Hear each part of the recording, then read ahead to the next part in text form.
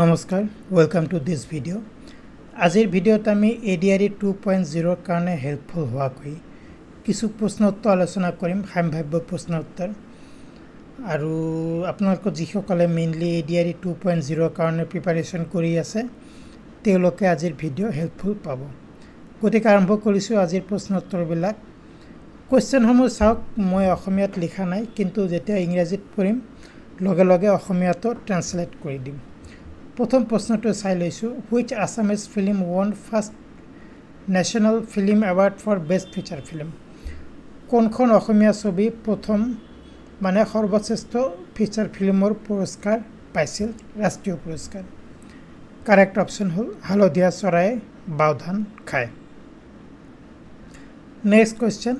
who was the first Assamese to climb Mount Everest mount Everest আৰোহণ কৰা প্ৰথম গৰাকী অসমীয়াৰ নাম কি তেওঁৰ নাম হ'ল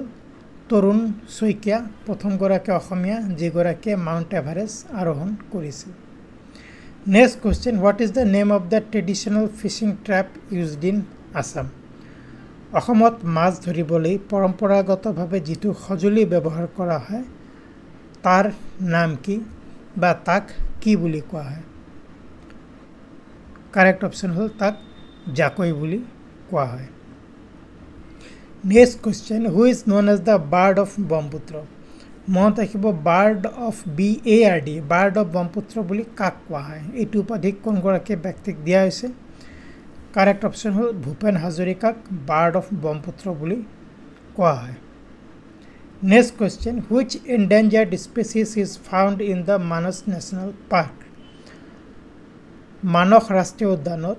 কোনটো বিলুপ্তপ্ৰায় প্ৰাণী পোৱা যায় এন্ডেঞ্জাৰ্ড স্পেচিছ অপচন কেইটা চাই ল'ব কাৰেক্ট অপচন হ'ল যিটো পিগমি হগ এক প্ৰকাৰৰ গাহৰি সেইটোক মানস ৰাষ্ট্ৰীয় উদ্যানত পোৱা যায় যি বিলুপ্তপ্ৰায় প্ৰজাতিৰ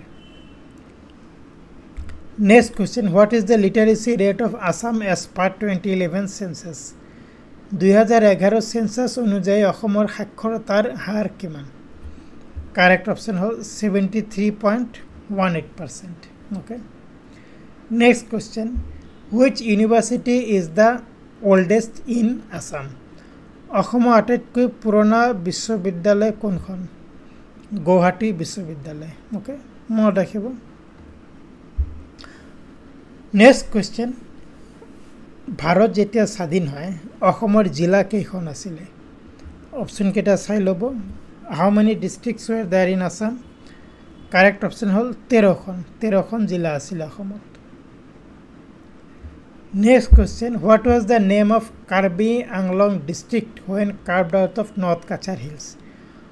উত্তৰ কাছাৰ জিলাৰ পৰা যেতিয়া পৃথক কৰা হয় কাৰ্বি আংলং জিলাত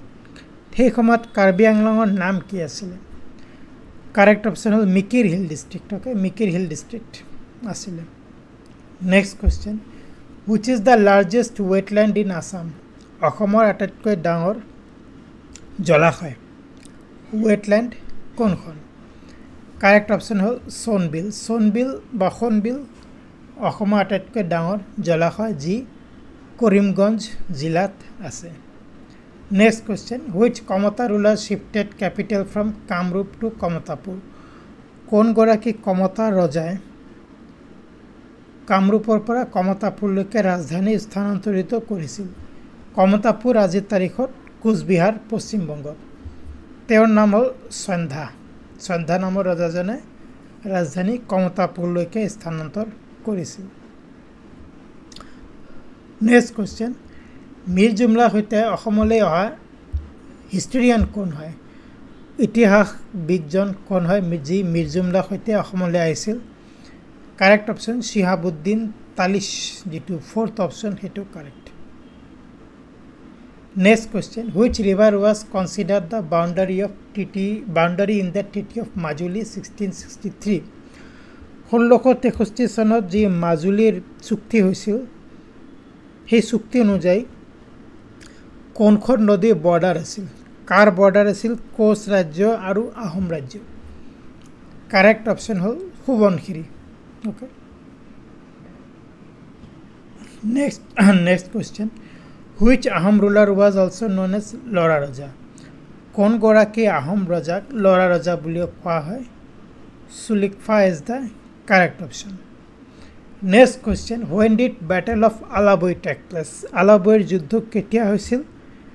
আলাবৈৰ যুদ্ধ হৈছিল আহোম আৰু মোগলসকলৰ মাজত কাৰেক্ট আনসাৰ হল 5 আগস্ট 1669 और আলাবৈ আজিৰ দিনত উত্তৰ গুৱাহাটীত অৱস্থিত ওকে তাৰিখটো মনত ৰাখিব next question king Sarbananda Singha represented which community Sarbananda Singha ৰজা সৰ্বানন্দ সিংহ কোনটো সম্প্ৰদায়ৰ সৈতে জড়িত আছিল কাৰেক্ট আনসাৰ হল মটক সম্প্ৰদায়ৰ সৈতে জড়িত আছিল আৰু মোৱামৰীয়া বিদ্ৰোহৰ সময়ত তেখেতৰ উল্লেখ পোৱা যায়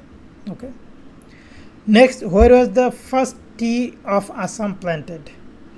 অসমৰ প্ৰথম চাহ ক'ত ৰোপণ কৰা হৈছিল